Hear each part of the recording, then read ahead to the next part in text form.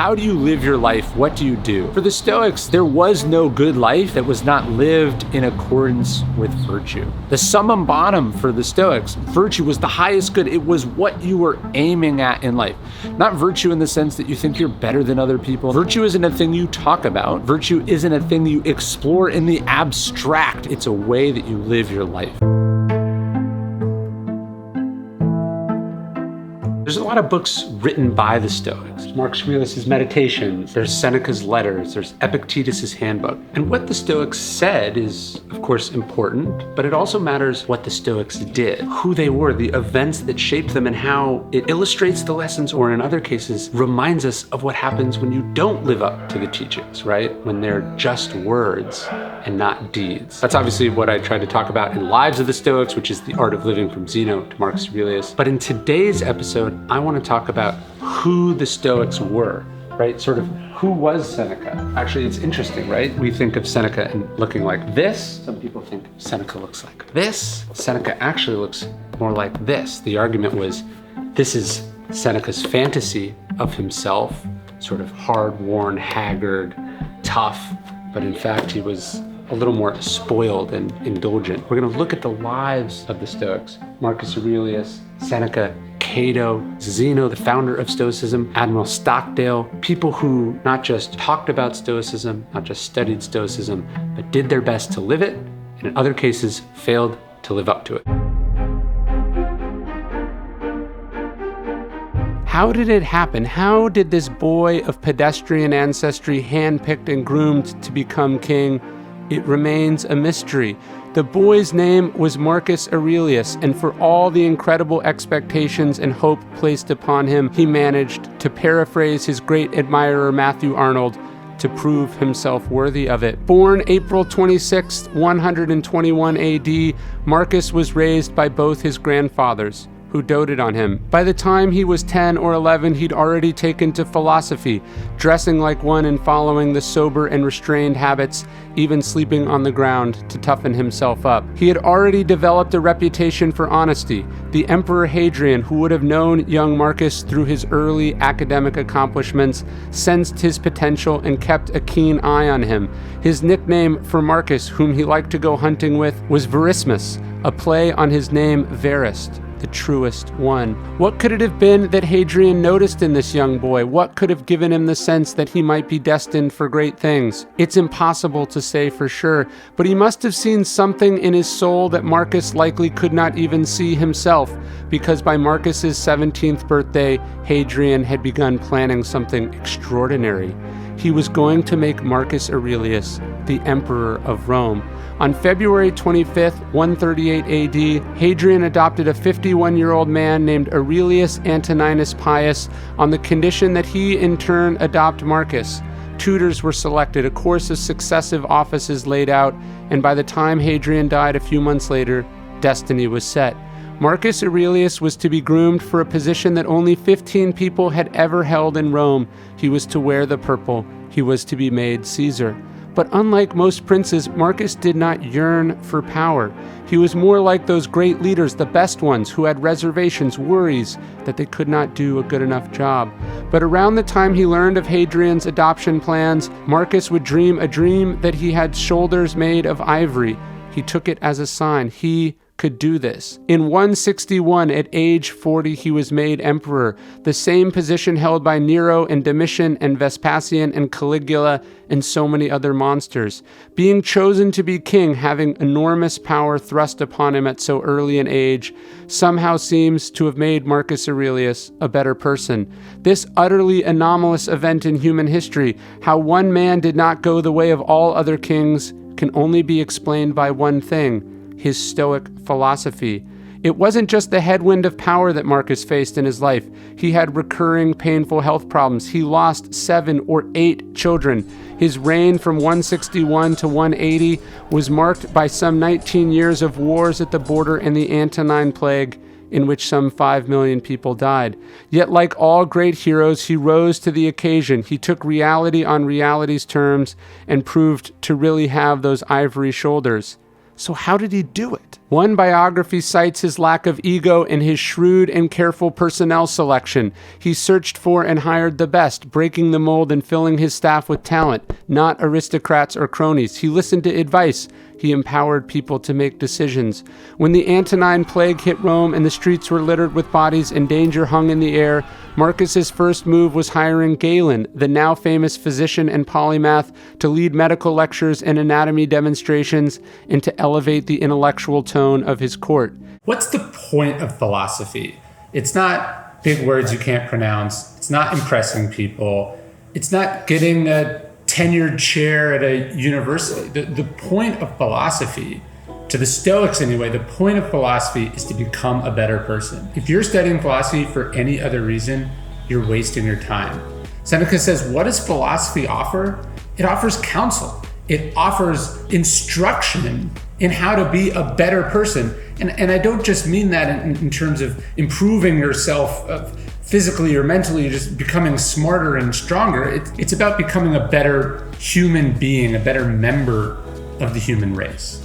There's this amazing story about Marcus Aurelius. He's been the emperor for decades. He's famous. He's widely considered to be brilliant and wise and brave and the greatest of all the Romans. He's literally worshipped as a god. And he's seen exiting the palace. And a friend sees him and he says, Marcus, where are you going? And Marcus says, I'm off to see Sextus the philosopher to learn that which I do not yet know. And the friend is amazed and he says, by God, the emperor is still picking up his tablets and going to school.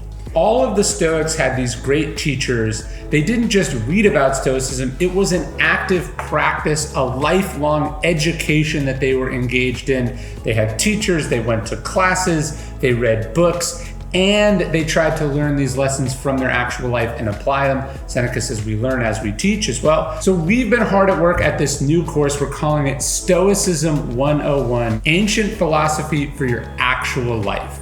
And it's 14 days of instructions designed to sort of kick off the study of Stoicism, to introduce you to who the Stoics were, what made them great, what we can learn from them, what we can learn not to do from them, what we should read, how we should read it, how we understand the Stoics, their wisdom, and how we integrate this into our actual life.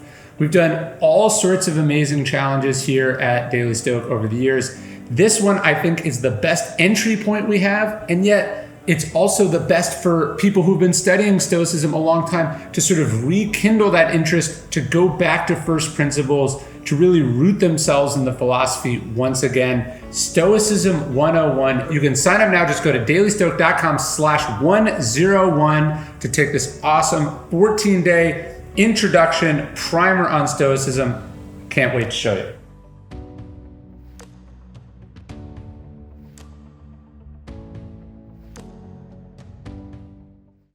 His second move was a masterstroke of inspirational leadership. In response to the economic crisis growing from the ravages of the plague and the endless wars, Marcus took all the imperial ornaments to the forum and sold them for gold, one biographer tells us. Another clarifies that it wasn't just imperial possessions, but under the hammer went also his wife's silken and gold-embroidered robes and her jewels. And as for us, Marcus said to the Senate, even the house in which we live is yours. The unfailing selfishness, the unshakable courage, the unwavering resolve to put his own well-being behind that of his people at the core of this power as a leader and a king and a human being was actually a pretty simple exercise. Marcus must have heard about it in Seneca's writings and then in Epictetus's, the morning or the evening review, the journal. Every day and night keep these things at hand, Epictetus had said of Stoic philosophy. Write them, read them aloud, talk to yourself and others about them. Indeed, Marcus's only work, Meditations, translates from Greek into to himself.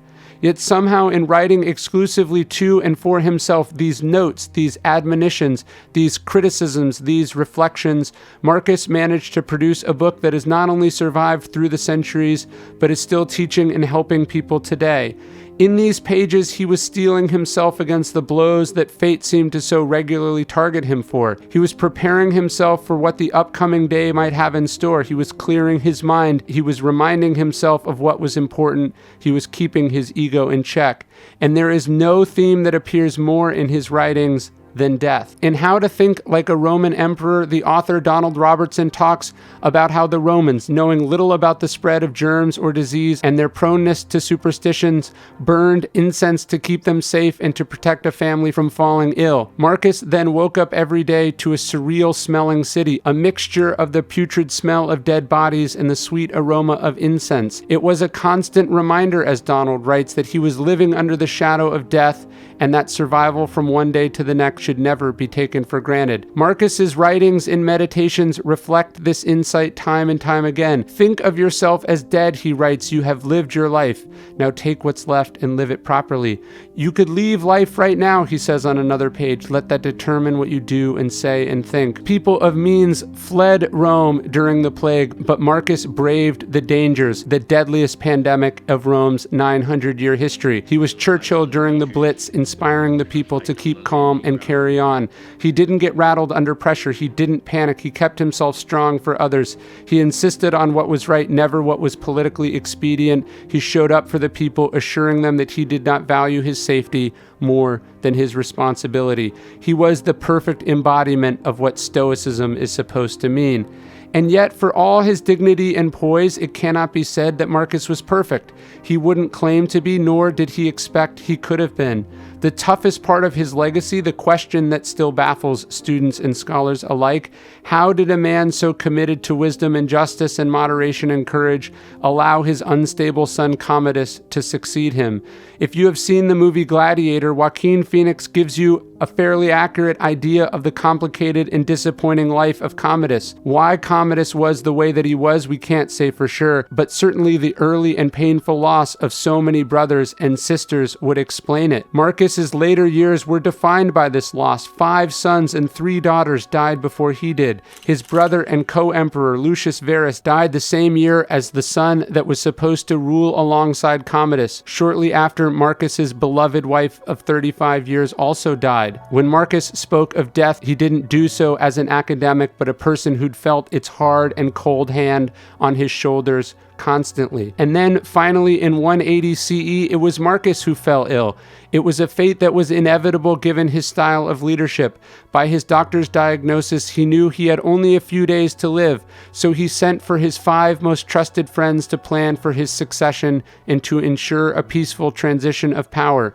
Bereft with grief, these advisors were almost too pained to focus.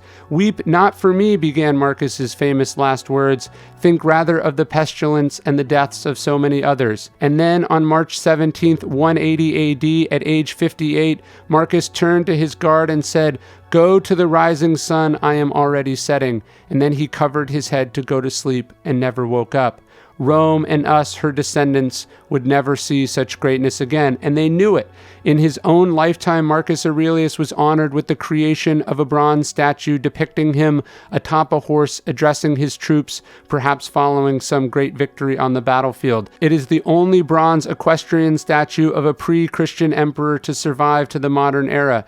At the height of his powers as an artist, Michelangelo designed a new base for it, where it stands today in front of the Capitoline Museum. Matthew Arnold tells us that his bust was to be seen in the houses of private men throughout the wide Roman Empire, in the homes of Gaul, Britain, and Italy. In more recent years, archaeologists have uncovered larger-than-life statues of the emperor near present-day Budapest, another in Jordan, and another at the site of Roman baths in present-day Turkey. But the real monument can be purchased at any bookstore. As Brand Blanchard observed in 1984, few care now about the marches and countermarches of the Roman commanders. What the centuries have clung to is the notebook of thoughts by a man who put down in the midnight dimness not the events of the day nor the plans of the morrow, but something of far more permanent interest, the ideals and aspirations that a rare spirit lived by. That notebook is truly one of the greatest books ever written, the definitive text on self-discipline, personal ethics, humility, self-actualization, and strength. Theodore Roosevelt, one of history's most resilient leaders, carried it with him on his deadly River of Doubt expedition. Beatrice Webb, who helped found the London School of Economics and who first conceptualized the idea of collective bargaining, called it her manual of devotion. The former Chinese Prime Minister Wen Jiabo has read it hundreds of times. Great coaches like Nick Saban have praised it. Grammy award-winning musicians like Lupe Fiasco have written lyrics about it. Hollywood stars like Brie Larson have tweeted about it. Once-in-a-generation authors like J.K. Rowling have it pinned on their website. General James Mattis carried it with him on every command. No one is really dead if they're still widely remembered, as one biographer praised the 19th century writer Samuel Butler, and on this basis, Marcus Aurelius is more alive than most living people. The great irony is that Marcus Aurelius didn't care about posthumous fame. He didn't want it. People out for posthumous fame forget that the generations to come will be the same annoying people they know now, he said, and just as mortal. What does it matter to you if they say X about you or think Y? The more blunt way to put it is, what will any of it matter since you'll be dead? Instead, he said, give yourself the gift of the present moment. Enjoy today. Pay attention only to your actions and behaviors right here and now. Waste no more time talking about what a good man is like, Marcus said. Be one. There have been people who have talked about how to be resilient, and then there is Epictetus, the acquired one, as his name translates from Greek. Epictetus was born the son of a slave woman and spent the first 30 years of his life in chains. As a young boy, he was purchased by a man so violent and depraved that at one point he twisted Epictetus's leg with all his might for reasons unknown. All we know from Epictetus is that he warned his master repeatedly, "You're going to break my leg, you're going to break my leg, you're going to break my leg." And finally, when it snapped, he looked at his master in the face and said, "I told you that would happen." From this incident, Epictetus's leg was shattered and he walked with a limp the rest of his life. And yet, not long after, something good happened. He began to attend the lectures of a Stoic philosopher named Musonius Rufus, and when Epictetus was freed from slavery in his 30s, he decided to become a philosophy teacher. His lectures immediately gained a large following. The poor, the affluent, the powerful, and even the future Emperor Hadrian, we're told, passed through Epictetus's classroom. So what did he teach them? Why were people from all over the empire gathering at the feet of a one-time slave? It was because he could teach them what we all need, how to be resilient. It was this skill that Epictetus promised will ensure we lead a mainly untroubled life, the ability to overcome the worst and darkest of circumstances. And Epictetus had mastered it, and he taught others how to do it too. How do you cultivate resilience, or as Epictetus put it, discover the power of endurance?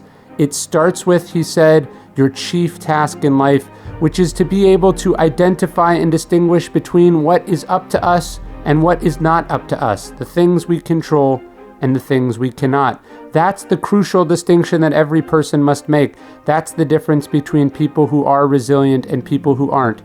Epictetus liked to use the example of being insulted. What other people say is not up to us. How we respond is. So if someone succeeds in provoking you, he said, you must realize your mind is complicit in the provocation. And he called this the faculty of choice, and he said it is our greatest power, our most efficacious gift, our uniquely human capability. It was critical to his own resilience and his survival as a slave. As powerless as we can sometimes feel, as frustrating as it is when things don't go our way, as unfair it is when fate deals us a bad hand, we always retain the power to choose our response, our attitude, our emotions, our perspective, our creativity, our judgments and opinions. And that brings us to the next task of the philosopher, as Epictetus said. Every event has two handles, one by which it can be carried and one by which it can't.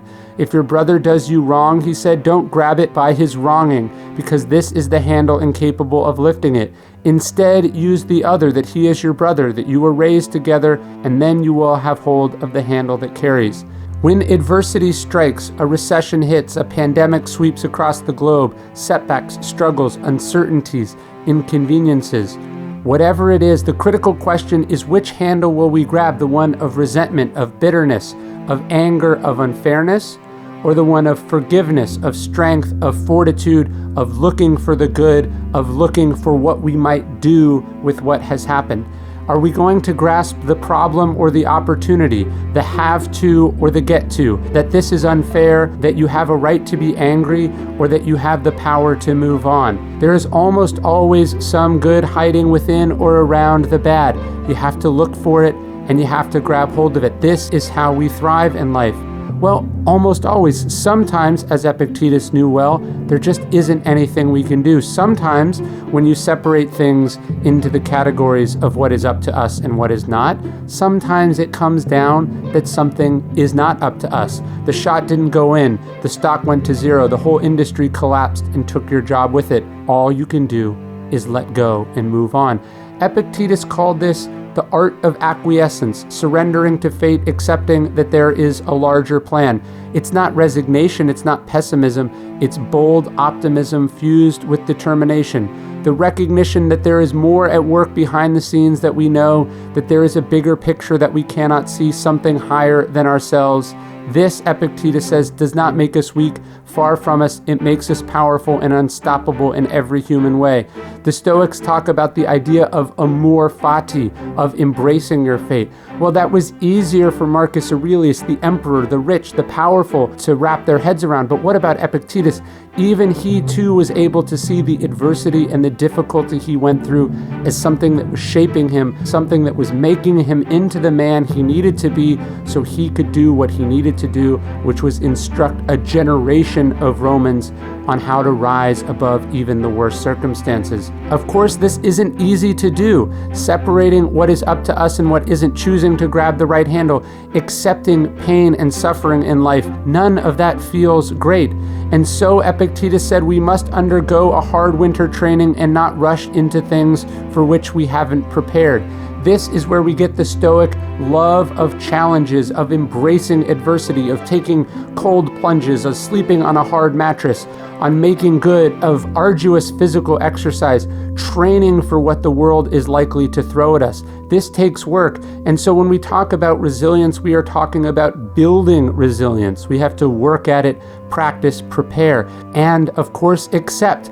Every time life throws something at you, remember, this is training, a chance to get better. You are lifting heavy weights, and that is making you stronger. Focusing on this, seeing it this way, is up to you. You can choose the right handle. Accept that you have some powerless, but that you retain an incredible power. It isn't always easy, but in time, Epictetus promised, you will grow to be confident that there is nothing which you do not have the means to tolerate. And this was a man who was not simply speaking of overcoming adversity, but lived it through his whole life. And his example stands to us. Amor fati, turn what you have to do into what you get to do. Turn what life throws at you into fuel for the fire that is making you great.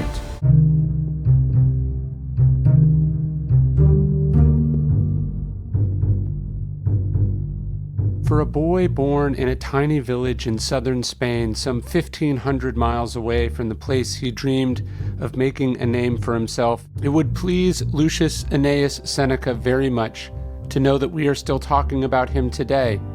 His fellow Stoics wrote at length about the worthlessness of celebrity, the foolishness of chasing posthumous fame, the inevitability of time passing and sweeping our names into obscurity. Seneca studied these philosophers. He read their writings. He agreed with them. The deep flood of time will roll over us, he wrote. Some few great men will raise their heads above it, but most are destined to depart into the same realms of silence and to battle against oblivion. Aware as Seneca was of the improbability of lasting significance, it didn't deter him.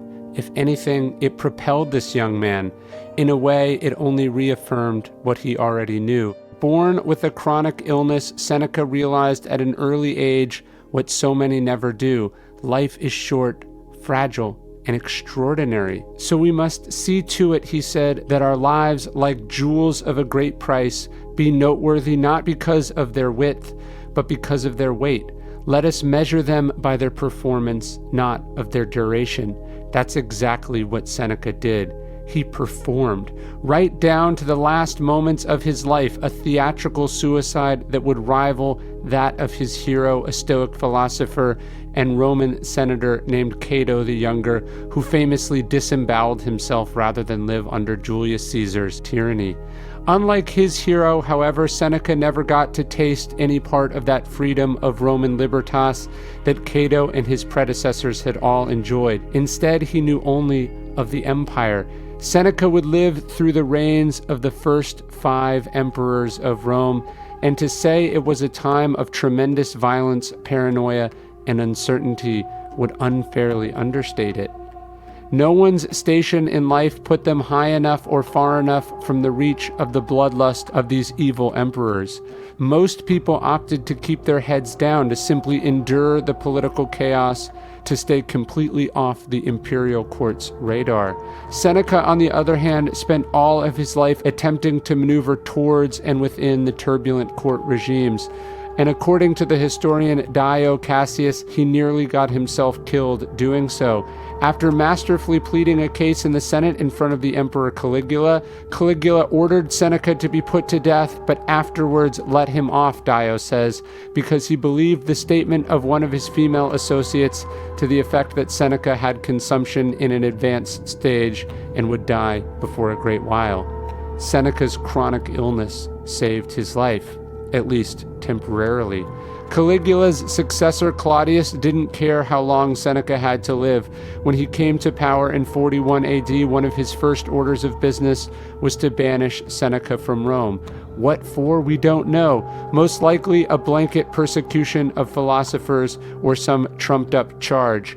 In any case, Seneca was sent packing to the distant island of Corsica. His time in exile was productive at first. He wrote 3 famous works, Consolation to Polybius, Consolation to Helvia, and On Anger, in a short span. But the isolation would soon begin to wear on him. Soon the man who had not long before been writing consolations to other people clearly needed some consoling himself. Then again, who wouldn't? Even the strongest animal begins to wilt when deprived of its friends in the herd.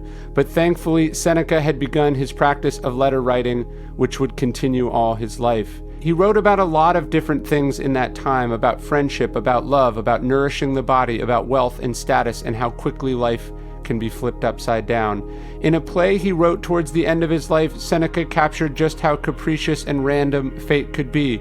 No one has had so much divine favor, he said, that they could guarantee themselves tomorrow. God keeps our lives hurtling on, spinning in a whirlwind. Well, in 50 AD, Seneca didn't know it, but his trials were about to improve, and his life was about to be spun in a whirlwind that history has not fully wrapped its head around. The Empress Agrippina, plotting for her son Nero to be the emperor someday, recalls Seneca from Corsica to tutor her boy.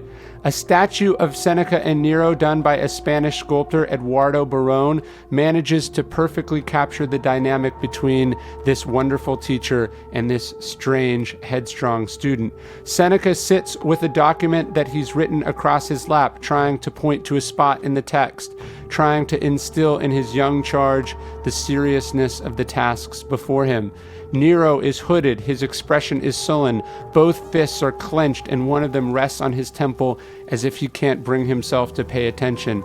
Soon enough, he is thinking, I won't have to endure Seneca's lectures much longer. Then I'll be able to do whatever I want. Seneca can clearly see this language, and yet he proceeds. He proceeded for many years, in fact. Why? Because he hoped that some of it, any of it, would get through. Because he knew the stakes were high. Because he knew his job was to teach, to try, and he was going to die trying to teach Nero to be good. A few short years later, Seneca would run afoul with Nero. Realizing alarmingly late just how deranged Nero was, Seneca tried to walk away from politics. Nero would not let him. Instead, paranoid and cleaning house of potential enemies, Nero sent goons to demand Seneca's suicide.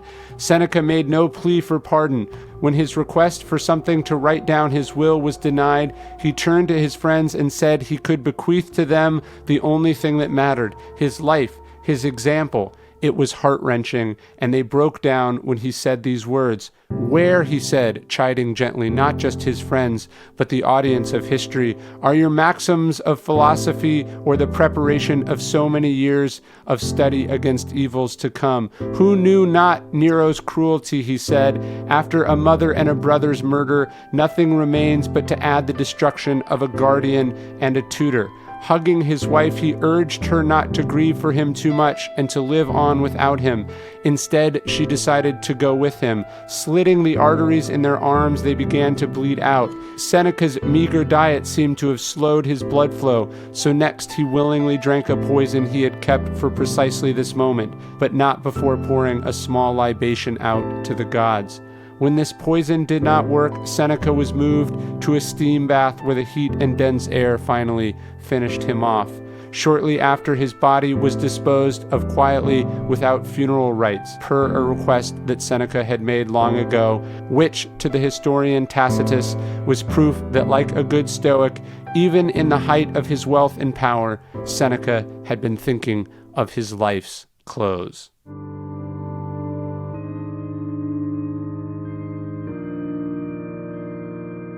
Of all the Stoic philosophers, there was something different about Porsche Cato. Ask someone to run down the list of great ancient Stoics, and they'll probably say Seneca or Marcus Aurelius or Epictetus.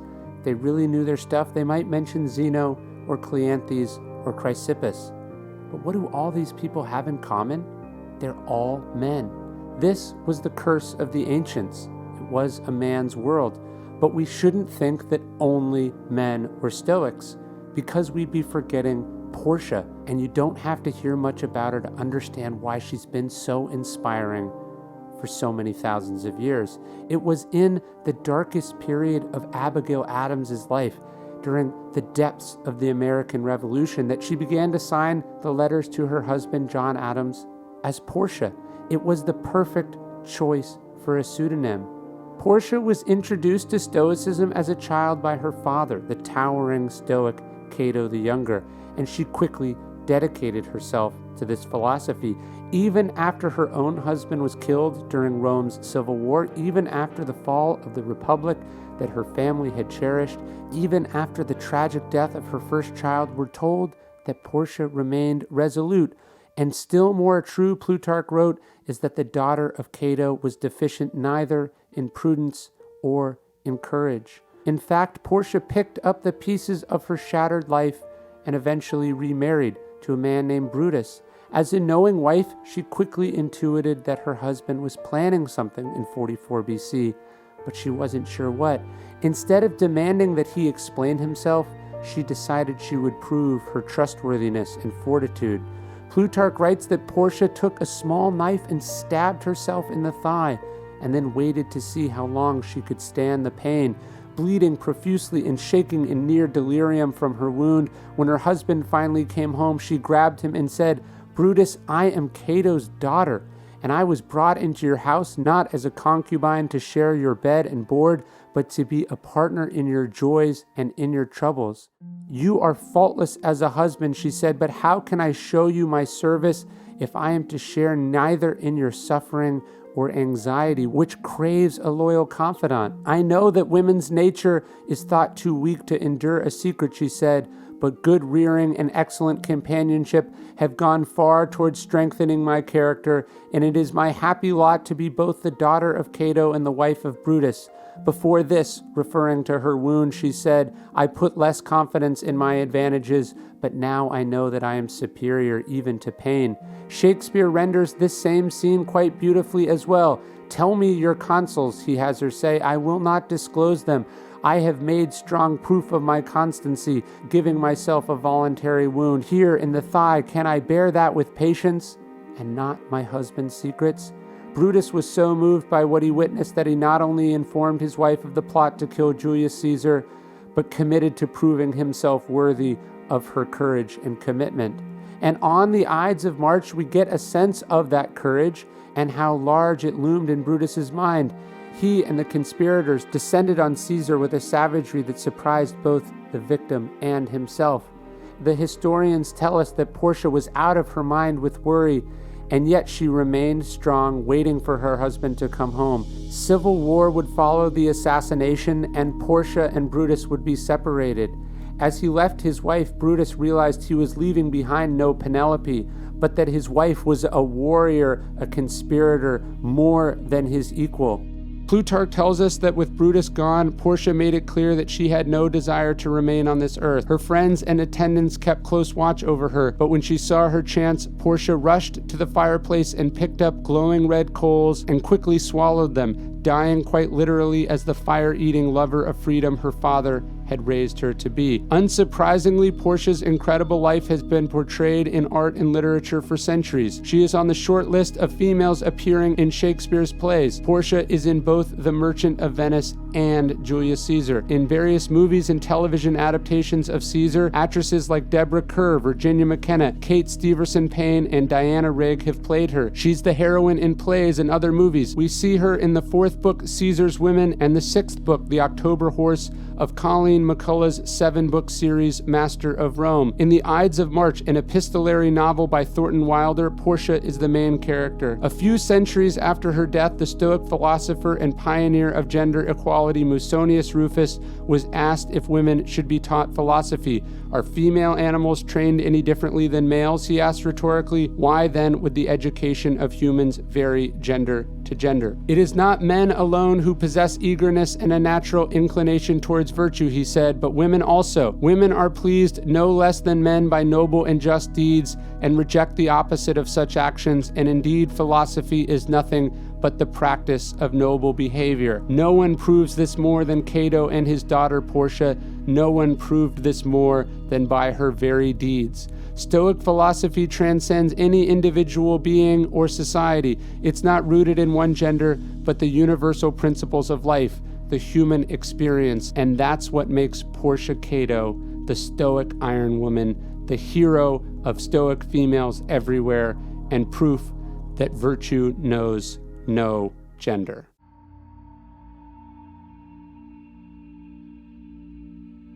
On September 9th, 1965, James Stockdale's A4 Skyhawk was shot down over Vietnam. He was taken prisoner by the North Vietnamese and spent the next 7 years being tortured and subjected to unimaginable loneliness and terror. But fortunately, 3 years earlier, he was recommended a book. That book, he says, saved his life. After 20 years in the Navy, Stockdale had decided to go back to school. He enrolled in a 2-year graduate program at Stanford, where he studied philosophy under the World War II naval commander, Philip Rhinelander. After the final class, knowing that Stockdale was graduating and returning to the cockpit, Rhinelander gave him a copy of Epictetus's Enchiridion, a handbook for the busy man, he had called it. Over the next 3 years, Stockdale boarded aircraft carriers all over the Western Pacific. He launched 3 7-month cruises to the waters off Vietnam. He led the first ever American bombing raid against North Vietnam. He commanded the USS Oriskany, or the Mighty O, as it was nicknamed. But on my bedside table, Stockdale said, no matter what carrier I was aboard, were Epictetus's books. Then, exactly 3 years after leaving Stanford, Stockdale was shot down and captured. After the ejection, Stockdale later wrote, I whispered to myself, 5 years down there at least, I am leaving the world of technology and entering the world of Epictetus. Those 3 years with Epictetus had taught him the importance of autonomy and the freedom of his own mind, that it was something that could never be taken from him.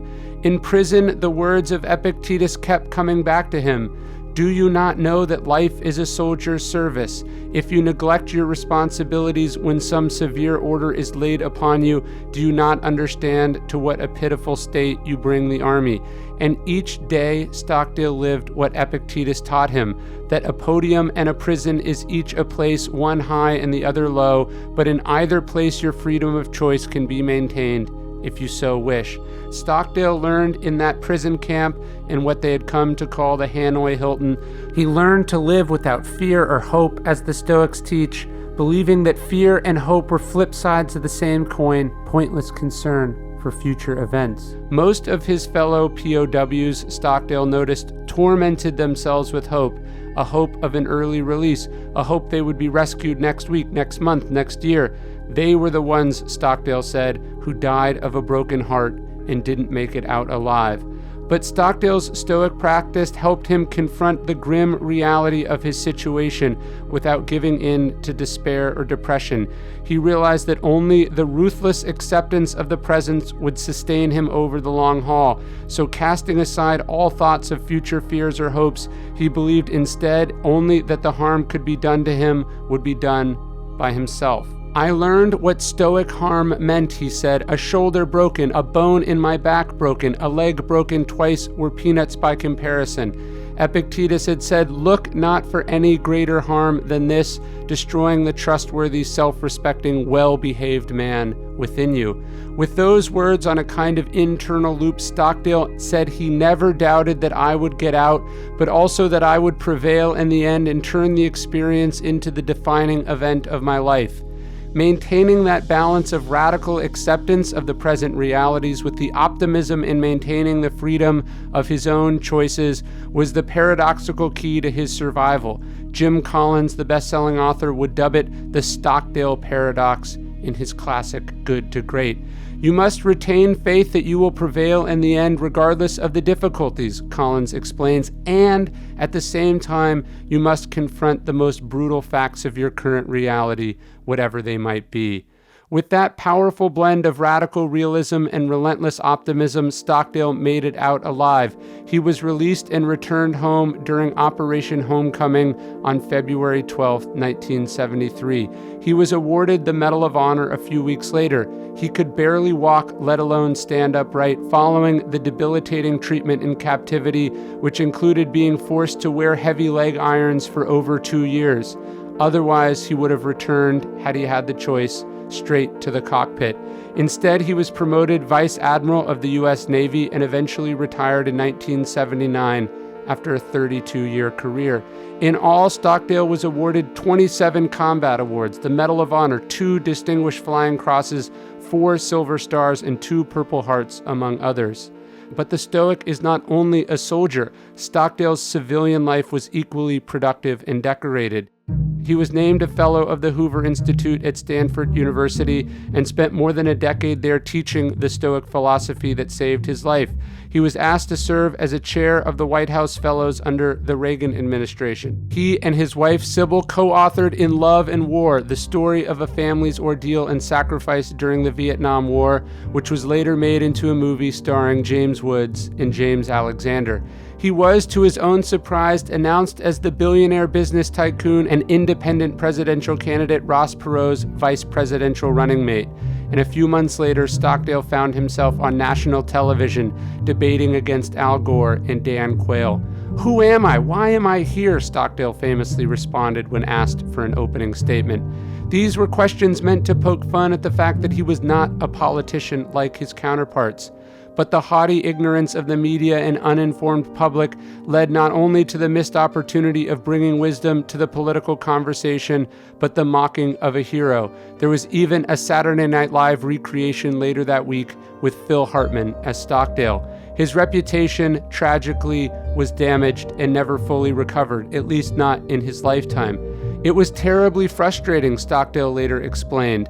I began my remarks with the 2 questions that are perennially debated by every thinking human being. I chose them for their broader relevance to my life. I am a philosopher, he said. Dennis Miller, the comedian, said it best in his 1994 HBO comedy special. "Look at the record, folks," he said. "The guy was the first guy in and the last guy out of Vietnam, a war that many Americans, including our current president, did not want to dirty their hands with. He's a brilliant, sensitive, courageous man, and yet he committed the one unpardonable sin in our culture. He was bad on television." Stockdale died in 2005 at the age of 81. His legacy outlives him. The Navy has the Vice Admiral James Bond Stockdale Award for Inspirational Leadership. There's a guided missile destroyer christened the USS Stockdale. The main gate and building at the Naval Air Station North Island in Coronado, California, are named in his honor. There are buildings and halls named after him, as well as a statue of him at the U.S. Naval Academy and even the Stockdale Center for Leadership in Annapolis. The jet he flew early in his career was restored and put on display at Air Base Arizona. But the truth is, Stockdale's legacy is with us all every single day. We are in a Stockdale moment, as Jim Collins said in a recent message to fans and students. The world is in a Stockdale moment, he said. Our countries are in a Stockdale moment. Our companies and organizations are in a Stockdale moment. And we ourselves are in a Stockdale moment. Stockdale learned to lead and fulfill his duties in unimaginable circumstances. Let it inspire us to do the same, to remain unbroken, to seize our freedom, to prepare ourselves for the difficulties of life, and to know in the end that we will prevail no matter what happens.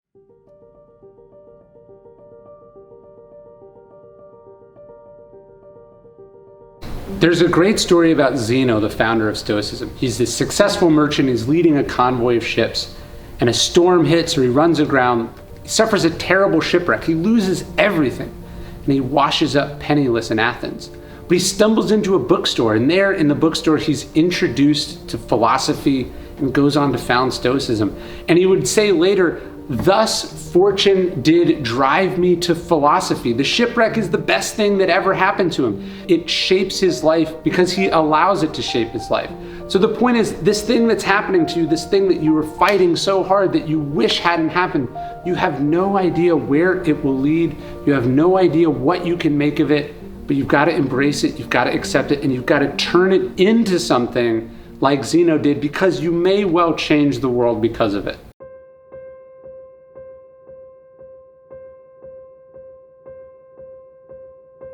The Stoic that all the Stoics admired was Cato. In his last moments on earth, Seneca is thinking of Cato. Thrasea is modeling his life on Cato. George Washington, for his part, makes Cato his hero. It's the basis of his whole life. So of the Stoics, Cato has always been the hero. But what's fascinating about Cato is that Cato didn't write anything down. He's not a hero because of his philosophical writings. He's a hero because of the towering example. His philosophical contribution was his life, who he was as a human being. There's two Catos in ancient Rome. There's Cato the Elder, who's Cato's great-great-grandfather, and then Cato the Younger comes later, and he's the one who's explicitly the Stoic, and that's who we're going to talk about in today's episode. And I'm going to give you some tips and strategies and lessons from Cato's life that you can apply in your own. One of the best pieces of advice I ever got came when I got my first job in Hollywood. I sat in this meeting with a bunch of important older people, and I remember I spoke up about something. I didn't really know what I was talking about, but I just said something. And then afterwards, one of my mentors took me aside and he said, "Why did you say that? Did you feel like it really needed to be said, or did you just want to have something to say?" I was speaking out of ego, really, of speaking out of insecurity. I didn't actually have anything I want to say. So when I heard Cato's advice that he only speaks when he's confident that what he has to say is not better left unsaid, that's the advice that I was getting. And it's this timeless, amazing piece of advice. The idea that you don't just have to talk for the sake of talking. You can keep your mouth shut. You can listen. 2 ears, 1 mouth, as the Stoics say. That's the way to think about it. Somebody once asked Cato, the Stoic philosopher, why there was no statue of him in Rome. And he said, "I'd rather you ask that question, why there is no statue, than ask why there is a statue of me." Point is, it's better to be obscure, it's better to be underrated than overrated. And I think about that with my books. I'd like to be, I heard this great expression from a friend. It said, you want to be your favorite rapper's favorite rapper. You don't need to be the most popular. You don't need to be the most famous, the most well-known. You want to be the person that the people in the industry are fans of because you're legit, because you actually do it. So in my book, Perennial Seller, I talk about this. Don't chase fame. Chase the real tastemakers, the real people who are doing the real shit. That's who you want to impress, if anyone. That's where you want your work to resonate. You don't want to be the person who's got an inflated reputation. You want to be a person who's underappreciated but actually great. That's who's going to stand the test of time. And Cato is a great example of that. Cato walked around Rome bareheaded. He walked barefoot. He wore thin toga. Even though he was quite wealthy, he dressed as if he was not. And he was okay standing alone, looking different, being judged, being misunderstood. And this wasn't just for fun. This wasn't just kind of tourism in a different way of life. What Cato is actually doing, I think, is preparing for the moment when it really counts. When he has to stand alone against Caesar, when he has to stand alone against corruption, when he has to stand alone against the decadence of his time. He's practiced this. He's prepared for it. It's how he's lived his whole life. He doesn't care that he's getting sideways glances. He doesn't care that people are criticizing him. He doesn't care that people are doubting him. He doesn't care that people are saying what he's doing is pointless and silly and it doesn't mean anything and that he should just go along with everyone else. No, he's practiced this. He's prepared for it. He's made it a daily habit, which is what we have to do to prepare for a moment like that in our own lives. All the great moments in Stoic history involve standing up for the little guy. Cato stands up for the little guy. Rutilius Rufus stands up for the little guy. Marcus Aurelius passes laws that not only protects Rome's slaves, he even gives wooden swords to the gladiators so they won't get hurt in the arena. Right? We're all privileged. We all have advantages. And at different times, we're going to see ourselves in positions of power or influence where we can do something for someone. And a huge part of Stoicism is using that power, using that privilege to lessen the burden, to make life easier and better for other people, right? A Stoic virtue of justice, right? Justice is a core Stoic virtue, just that you do the right thing, the rest doesn't matter. The fruit of this life, Marcus Aurelius says, is good character and acts for the common good, which especially and particularly means speaking up and standing up for people who can't stand up and speak up for themselves. Hillel's famous question was, if not me, then who? And then he said, if not now, then when? And I think this is a really important Stoic question. And this is why you see the Stoics stepping up in moments of crisis and difficulty throughout the history of Stoicism, because they knew that if they didn't do it, if Cato had simply rolled over, then no one would have stood up. If Marcus Aurelius had declined being the emperor because what he really wanted to do was be a philosopher, then who would have taken his place? I think even Seneca realizes this in Nero's service. He says, if I don't do this, someone else worse will do it. And I think this is just such a key question. If you're not going to do it, who's going to do it? And if everyone backed out, if no one stepped up, where would that leave us? If not you, then who? And if not now, then when? If you want more wisdom inspired from the Stoics, I send out one Stoic-themed email every single morning, totally for free. You can sign up at dailystoic.com/email. No spam. You can unsubscribe at any time. I think it's the best thing that I do, and it's a community of hundreds of thousands of Stoics all over the world. We'd love to have you at dailystoic.com/email.